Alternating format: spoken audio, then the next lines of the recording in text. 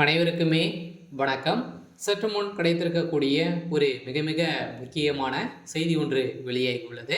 சற்று முன் டிஆர் பாலு அவதூறு வழக்கில் அதிரடி கைது, பதவி நீக்கம், இது மாதிரி பார்த்தீங்கன்னா செய்திகள் வெளியாகிருக்கு.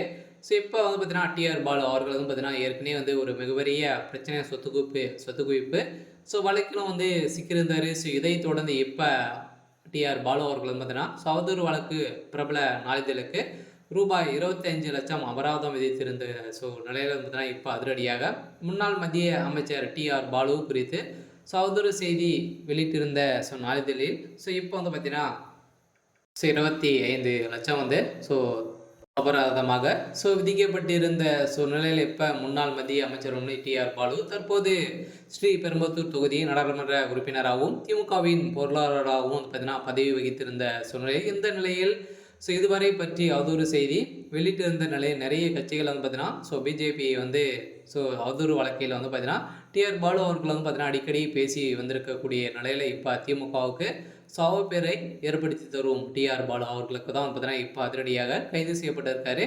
ஏற்கனவே இந்த வழக்கில் பார்த்தீங்கன்னா கடந்த 2012ஆம் ஆண்டு காலத்தில் பிரபல வார இதழில் கேள்வி பதில் என்ற பகுதியில் சேது சமுத்திர திட்டத்தின் டிஆர் பாலு முறைகேட்டில் ஈடுபட்டதாக செய்தி வெளியானது. அதே போல திமுக செயற்குழு திட்டத்தின் காங்கிரஸ் தலைவர் ராகுல் காந்திக்கு எதிராக பேசியதாகவும் குற்றச்சாட்டு இருந்திருந்த சூழ்நிலையில் இதை கண்டித்து அவர் வார இதழ் மீது கடந்த 2014ஆம் ஆண்டு பார்த்தீங்கன்னா டிஆர் பாலு சென்னை உயர்நீதிமன்றத்தில் சிவில் மனு நஷ்டேடு வழக்கு ஒன்றை தெரிவித்திருந்த நிலையில் அந்த மனுவில் தங்களது நற்பெயருக்கு களங்கம் விளைவிக்கும் வகையில் தான் உள்நோக்கத்தோடு செய்தி வெளியிட்டதாகவும் அந்த செய்தி அனைத்துமே முழுக்க முழுக்க அவதூறு செய்தி எனவும் மேலும் அவற்றிற்கு ஆதாரம் எதுவும் இல்லை எனவும் குறிப்பிட்டிருந்த நிலையில் பார்த்தீங்கன்னா இன்று டிஆர் பாலுடைய வழக்கு பார்த்தீங்கன்னா நீதிமன்றத்தில் விசாரணைக்கு எடுத்துக்கொண்டிருந்த நிலையில் இந்த விசாரணையின் அடிப்படையில் பார்த்தீங்கன்னா இதற்கு அனைத்துமே உண்மைதான் அப்படின்ற மாதிரி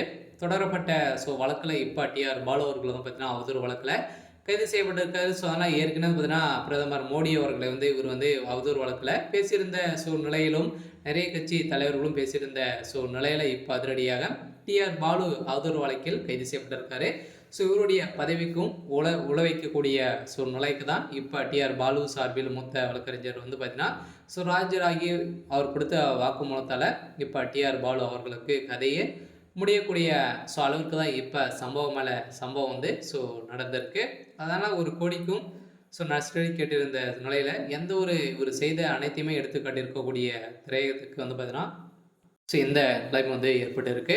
சரி, ஓகே. இன்னைக்கான அப்டேட் பார்த்தீங்கன்னா இதுதான். மறக்காமல் நம்மளுடைய சேனலை சப்ஸ்கிரைப் பண்ணி சப்போர்ட் பண்ணுங்கள். தேங்க்யூ.